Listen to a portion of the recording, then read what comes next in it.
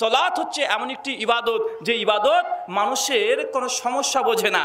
দেখেন আপনাকে বোঝাচ্ছে সমস্যা কি বোঝে না। একজন নারী সে হসপিটালে আছে, সে প্রেগনেন্ট, বাচ্চা হবে, কিন্তু এখনো শরীর থেকে নাপাকি বের হয় নাই। যদি আজান পড়ে বা বলুন তো তারপরে সালাত ফরজ কি ফরজ নয়?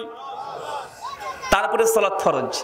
পুরুষ মানুষের জন্য সালাত মাপ আছে, এমন কোনো সময় নেই সালাত বুঝে না যে আপনি কোন জায়গাতে আছেন। আপনি যদি ট্রেনে থাকেন আপনার জন্য ট্রেনের পরেই নামাজ পড়া ফরজ, নামাজের জন্য মসজিদে যেতে হয়। আল্লাহর নবীকে একজন অন্ধ সাহাবী এসে বলছে, ইয়া রাসূলুল্লাহ আমি বাড়িতে কেউ নেই, আমি একজন অন্ধ, রাত্রিবেলাতে আমি সালাত আদায় করতে মসজিদে আসবো, আমি কি মসজিদে আসবো? আল্লাহ রাসূল তখন বলছেন যে ঠিক আছে আসতে হবে না। একটু আবার ডাকছে, এই শোনো তুমি কি আজান শুনতে পাও? আজানের ধ্বনিটা শুনতে পাও? সাহাবী বলছে হ্যাঁ আল্লাহ রাসূল আমি শুনতে পাই। আল্লাহ নবী বলছে হামাগুড়ি দিয়ে হলেও আসতে হবে। তার মানে বোঝা যাচ্ছে যে মসজিদে সালাত আদায় করতে আপনি বাধ্য। আল্লাহ নবী বলছেন ওই বাড়িগুলোতে যদি শিশু আর নারী যদি না থাকতো, যারা মসজিদে আসে নাই, আমি তাদের বাড়িগুলোকে আগুন দিয়ে জ্বালে পুড়ে ছারখার করে দিতাম। তার অর্থ আপনাকে মসজিদে আসতে হবে। কিন্তু এমন একটা জায়গায় চলে গেছেন যে জায়গাতে কোনো মসজিদ নেই। সে বুখারী 420 নম্বর হাদিস, আল্লাহ নবী বলছে গোটা দুনিয়াটাই মসজিদ। কি বলেন তো ভাই? মসজিদ নেই। আপনার বাংলাদেশ আলহামদুলিল্লাহ তেল পাম্পে মসজিদ আছে, আলহামদুলিল্লাহ। শপিং মার্কেটের মধ্যে গেলেও আপনাদের জন্য আমি দেখেছি মসজিদ আছে, আলহামদুলিল্লাহ। অন্ততপক্ষে এই দিক থেকে আপনারা অনেক ভালো আছেন। আমাদের কলকাতায় যান খুঁজে পাবেন না মসজিদ কোথায়। বহরমপুর আমার শহর, খুঁজে পাওয়া যায় না মসজিদ কোথায়। গোটা বহরমপুর অনেক বড়, ঢাকা সিটির মতো সিটি, মাত্র একটা দুটো মসজিদ আছে, আপনাকে 6 কিলোমিটার যেতে হবে। কিন্তু এই দেখেন যখন পরিস্থিতি চলে আসবে, যখন মসজিদ পাচ্ছেন না কিন্তু ওয়াক্ত চলে এসেছে, আল্লাহ নবী বলছেন গোটা দুনিয়াটাই মসজিদ। মানে আপনি যদি ট্রেনে করে যান, এখন যদি ওয়াক্ত চলে আসে, জানতে হবে ট্রেনটা আপনার জন্য মসজিদ, গোটা ট্রেনটাই মসজিদ। কথা বুঝতে পারছেন? আপনি বিমানবন্দরে বসে আছেন, সালাতের ওয়াক্ত চলে এসেছে, এখন আপনার জন্য মসজিদ কোনটা বলেন তো ভাই? এই বিমানবন্দরটা এখন আমাদের জন্য মসজিদ। মানে গোটা দুনিয়াটাকে আপনি মসজিদ করে দিচ্ছে। আল্লাহ চাচ্ছেন তারপরেও মসজিদ পাবা না, তার অর্থ এই নয় যে তুমি নামাজ পড়বা না, তবুও নামাজ পড়তে হবে। তুমি যেখানে আছো এখানে নামাজ পড়ো, জায়গাটা শুধু পরিষ্কার হতে হবে। শুধুমাত্র পরিষ্কার হলেই হয়ে যাবে। উটের ঘর যেন না হয়, পায়খানা বাথরুম যেন না হয়, আর কবরস্থান যেন না হয়। এই 4টে জায়গা বাদ দিয়ে গোটা দুনিয়াটা আপনার জন্য কি? মসজিদ। আল্লাহ আবারও চাইছেন যে বান্দার জন্য 5 ওয়াক্ত নামাজ ফরজ করেছিলাম, কষ্ট হয়ে গেলে 3 ওয়াক্ত পড়বে। মুসাফির অবস্থায় প্রতিদিন 17 রাকাত নামাজ ফরজ করেছিলাম, যদি কষ্ট হয় কসর করে 2 রাকাত করে সালাত আদায় করবে। মানে সালাতকে অর্ধেক করে দিয়েছে। সালাতে কোনো মাপ নেই। কিন্তু হুজুর এখনো মাপ করতে পারে।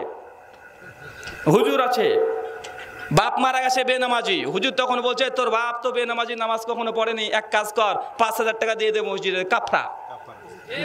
বা আছে না, কাফারা দিয়ে দিচ্ছে। সালাতের নাকি কাফারা হয়। ভাই পৃথিবীতে সমস্ত ইবাদতে কাফারা তো হতে পারে, সালাতের কোনো কাফারা নেই। এটা হুজুরের শয়তানি। এটা কি বলেন তো ভাই? হুজুরের শয়তানি। এটা ইনকাম একটা সোর্স তৈরি করেছে। ইসলামের এমন কোনো বিধান নেই। আপনি 20 বছর সালাত আদায় করেন নাই, 20 বছর আপনি নামাজ পড়েন নাই, আজকে আলোচনা শোনার পর যদি নামাজ যদি শুরু করেন, আপনার জন্য 20 বছরের নামাজকে মাফ করে দিতে পারে আপনার এই 2 চোখের পানি। কি বললাম? 2 চোখের পানি। আল্লাহ সুবহানাহু ওয়া তাআলা যে জাহান্নাম প্রস্তুত করে রেখেছেন, গোটা বিশ্ব জগতে যত সমুদ্র আছে সমস্ত সমুদ্রকে জড়ো করে যদি জাহান্নামে নিক্ষেপ করা হয়, বা বলুন তো জাহান্নামের 1 সরিষা দানা পরিমাণ আগুনকে নিভাতে পারবে? গোটা পৃথিবীতে 8টা 9টা 10টা মহাসাগর যা আছে সবগুলোকে জমা করে জাহান্নামে নিক্ষেপ করেন, একটা সরিষা দানা পরিমাণ আগুন কেউ নিভাতে সক্ষম নয়। কিন্তু আল্লাহ আপনার শরীরের মধ্যে এমন মহাসমুদ্র দিয়ে দিয়েছে, মাত্র 2 ফোঁটা পানি যদি আল্লাহর ভয় যদি একবার কেঁদে দিতে পারেন, আপনি সালাত এতদিন কাজা করেছেন পড়েন নাই, 2 ফোঁটা পানি যদি আপনার চোখ থেকে বের করতে পারেন অনুশোচনা করে, ভাই বন্ধু জাহান্নামের আগুনকে এই 2 ফোঁটা চোখের পানি নিভে দিতে পারে কি পারে না? নিভে দিতে পারে। আল্লাহ আপনাকে দিয়েছে সেই ক্ষমতা। এই 2 চোখের পানি আপনার যাবতীয় গুনাহকে ক্ষমা করতে পারে। 20 বছর সালাত আদায় করেন নাই, আজকেই তওবা করতে হবে। তওবা করে আল্লাহকে বলতে হবে, আল্লাহ আমি জানতাম না যে ব্যক্তি নামাজ পড়ে না সে কাফের হয়ে গেছে, আজ থেকে আমি নামাজ ধরলাম। পেছনের নামাজ যত আছে হুজুর বলছে উমরি কাজা, এটা ভুয়া কথা। ভাই উমরি কাজা আছে না, যে তুমি 10 বছর সালাত আদায় করো না, উমরি কাজা করো, এটা হুজুরের ভুয়া কথা। উমরি কাজা কিছু নেই। আপনি শুধু তওবা করবেন, ইস্তেগফার পাঠ করবেন। আল্লাহ সুবহানাহু ওয়া তাআলা বসে আছেন, কখন আপনি তার কাছে ক্ষমা চান, আল্লাহ ক্ষমা করতে পছন্দ করে। যখনই ক্ষমা চাইবেন, আল্লাহ আপনাকে যদি ক্ষমা করে দেয়, আপনার পেছনের সমস্ত গুনাহগুলো আল্লাহ কি করবেন? আল্লাহ মিটিয়ে দিবেন। শুধু মিটিয়ে দিবেন না, বরং পেছনে যত গুনাহ আছে সমস্ত গুনাহকে মিটিয়ে দিয়ে নেকিতে বদলে দিবেন। সূরা ফুরকান আয়াত নম্বর ৭০। আল্লাহ বলছেন, কোন বান্দা যদি হচ্ছে তওবা করে, আর তওবা করার পরে যদি সত্যিই তওবা করে, আল্লাহ যদি তার তওবা কবুল করে নেয়, আল্লাহ হচ্ছে, বান্দা তোমার পেছনে যত গুনাহ আছে সমস্ত গুনাহগুলোকে মিটিয়ে দিয়ে আমি সবগুলোকে নেকিতে বদলে দেব। এটা আমাদের রব। আল্লাহ চাচ্ছেন যে আপনি গুনাহ করেছেন, এর জন্য আপনাকে আল্লাহ জাহান্নামে দিয়ে দিবে, এমনটা নয়। মিশকাত হাদিস নাম্বার 58, আল্লাহ নবী বলছেন, কিয়ামতের মাঠে আল্লাহ আসবেন আর বান্দাকে বলবেন, বান্দা তুমি যদি আসমান থেকে জমিন ভর্তি পাপ নিয়ে আমার সামনে উপস্থিত হও, আমি আল্লাহ আসমান থেকে জমিন ভর্তি ক্ষমা নিয়ে তোমার সামনে উপস্থিত হব। আপনি আসমান থেকে জমিন ভর্তি যদি পাপ করেন, আল্লাহ বলছেন আসমান থেকে জমিন ভর্তি আমি ক্ষমা নিয়ে তোমার সামনে উপস্থিত হব। আমি তোমাকে ক্ষমা করতে চাই, তবে তোমার এই পাপগুলোর মধ্যে যদি শিরক নামক এই গুনাহটা না থাকে, শিরক নামক এই পাপটা না থাকে, তাহলে তোমাকে ক্ষমা করব। যদি শিরকের পাপ থাকে আমি তোমাকে ক্ষমা করব না। আল্লাহ নবী বলছেন, মান তারাকা সালাতা ফাকাদ আশরাকা, যে ব্যক্তি সালাতকে ত্যাগ করে দিয়েছে এই ব্যক্তিও শিরক করেছে। কথা বুঝতে পারছেন? আল্লাহ নবী বলছেন কি, দুটো কথা পাশাপাশি রাখেন। একজন ব্যক্তি আসমান থেকে জমিন ভর্তি পাপ করেছে, আল্লাহ নবী বলছেন যে আল্লাহ তাকে আসমান থেকে জমিন ভর্তি ক্ষমা নিয়ে তাকে জান্নাতে দেবে। শর্ত একটাই আল্লাহ দিয়েছে। কি দিয়েছে বলেন তো? এর মধ্যে শিরকের গুনাহ যদি না থাকে। আর আল্লাহ নবী ওই মুখ দিয়ে বলছে, যে ব্যক্তি নামাজকে ছেড়ে দিয়েছে, নামাজ পড়ে না, এই ব্যক্তিও শিরক করেছে। মানে আপনাকে বুঝতে হবে, শিরক সালাতে এক ধরনের পরিত্যাগ করা শিরক। আল্লাহ দিয়েছে হুকুম, আল্লাহর হুকুমের বিরুদ্ধে আচরণ করা, এটাও এক ধরনের শিরক। কথা বুঝতে পারছেন? সালাত হচ্ছে এমন একটি ইবাদত, যে ইবাদতের জন্য ওযু করতে হয়। ভাই ওযু করতে হয় কি হয় না? ওযু করতে হয়। সূরা মাইদা আয়াত নাম্বার 6। ওযু করা কঠিন হয়ে যাচ্ছে আপনার জন্য, পারছেন না, খুব কষ্ট হচ্ছে। ডক্টর বলেছে ওযু করলে পানি লাগলেই তোমার শরীরে ক্ষতি হতে পারে। আল্লাহ বলছে, তার মানে এই নয় যে তোমার নামাজ মাপ। গোটা দুনিয়াতে আমি ধুলি বালি রেখে দিয়েছি, মাটিতে 2 বার বাড়ি মারো, সঙ্গে সঙ্গে হাত মাসা করো, মুখ মাসা করো, তারপরও নামাজ পড়ো। নামাজ পড়ার জন্য আল্লাহ বলেছেন পবিত্র সূরা বাকারা আয়াত নম্বর 238, দাঁড়িয়ে থেকে নামাজ পড়তে হবে। কি করে বলেন তো ভাই? দাঁড়িয়ে থেকে নামাজ পড়তে হবে। যে দাঁড়াতে সক্ষম না হন তবু বসে পড়তে হবে। বসতেও যদি সক্ষম না হন, তাহলে ডান কাত হয়ে কিবলার দিকে মুখ করে শুয়ে শুয়ে পড়তে হবে। যে ডান কাত হতেও না পারেন, তাহলে আপনাকে শুয়ে শুয়ে নামাজ পড়তে হবে, চিত হয়ে। কিবলা যদি ঠিক না করতে পারেন, কিবলার দরকার নাই, এমনি অন্তর থেকে ঠিক করে এটা কিবলা। যদি কিবলা বুঝতে না পারেন, তবুও নামাজ পড়তে হবে। ভাই নামাজের মাপ আছে? আল্লাহ দেখেন কত ছাড় দিচ্ছে, একটা ইবাদতের জন্য কত ছাড় দিচ্ছে। কারণ একটাই, কারণ সালাত ত্যাগ করে দিলে কাফের হয়ে যায়। সালাত ত্যাগ করে দিলেই কাফের হয়ে যায়। আমাদের সমাজে আর একটা সমস্যা আছে, কি জানেন? মসজিদে যাবেন, মসজিদে গিয়ে দেখবেন 10খান 12খান চেয়ার বসানো আছে, বা আছে না? আর চেয়ারে নামাজ পড়ছে কে? সারাদিন বাজারে গিয়েছে, বউকে নিয়ে ঘুরতে গিয়েছে, মেয়েকে নিয়ে ঘুরতে গিয়েছে, স্কুল করেছে, কলেজ করেছে, কিন্তু মসজিদে আসছে হেঁটে হেঁটে, কিন্তু মসজিদে ঢুকলেই ন্যাংরা হয়ে যায়। বা আছে না এমন মানুষ? সারাদিন ঘুরে বেড়াচ্ছে, কোনো সমস্যা নেই, যখনই মসজিদে ঢুকে পড়েছে এখন ন্যাংরা হয়ে গেছে, একদম বাবুর মতো বসে পড়েছে। বা আছে না? আছে। বা আপনার জন্য এই চেয়ারটা নয়, এই চেয়ারটা তার জন্য যে মাজলুম, যার পারছে না, সম্ভব নয়।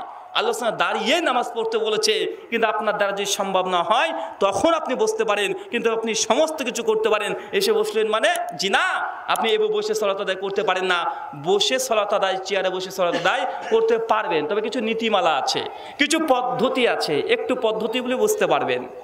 একজন ব্যক্তি সে শুধু সিজদা দিতে পারে না। কি করতে পারে না?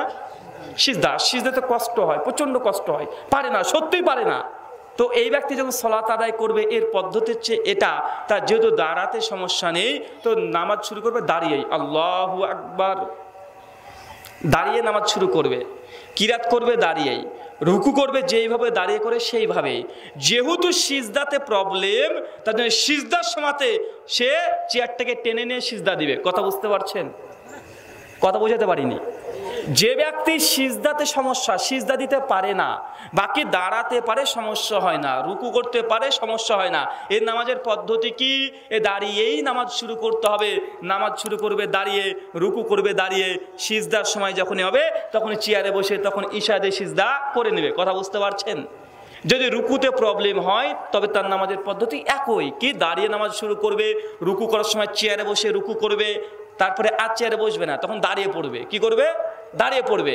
সিজদার সময়তে মাটিতে গিয়ে যে সিজদা দেয় ওইভাবেই সিজদা দেবে। কথা বুঝতে পারছেন? তাই আপনার মনে হয়েছে আপনি এখন কষ্ট পাচ্ছেন, আপনি বসতে পারছেন না, পায়ে একটু ফোড়া হয়েছে, হাঁটতে পারে কিন্তু সিজদা দিতে পারে না, ভাই এগুলো বদমাইশি আছে না ভাই? আছে। অত সহজে আল্লাহর বিধান আপনি রহিত করে দিয়ে বসে পড়বেন, এটা হতে পারে না। মনে রাখবেন সালাত হচ্ছে এমন একটি ইবাদত যে ইবাদতের ব্যাপারে আল্লাহ ছাড় দিয়েছে, তবে একদম ছেড়ে দেয়নি। ছেড়ে দিয়েছে? ছেড়ে দেয় নাই। তবে আমরা ছেড়ে দিয়েছি কি দেয় নাই? আমরা অনেকে দিয়েছি। অনেক মুরব্বী আবার আছে, ওরা বলে আরে ভাই নামাজ না পড়লে কি হবে, ইমান ঠিক আছে। বা আছে না, নামাজ না পড়লে কি হবে, ইমান ঠিক আছে। মানে কত বড় ভদ্র মানুষ, নামাজ না পড়ে বলছে ইমান ঠিক আছে। আল্লাহ সুবহানাহু ওয়া তাআলা কোরআন মাজিদের মধ্যে 52 খানা আয়াত অবতীর্ণ করেছেন, ইল্লাল্লাযিনা আমানু, যারা বিশ্বাস স্থাপন করেছে, ওয়া আমালিস সালিহা, এবং নেক আমল করেছে। মানে বিশ্বাস আর নেক আমল দুটো পাশাপাশি, একটা ছাড়া একটা থাকতেই পারে না।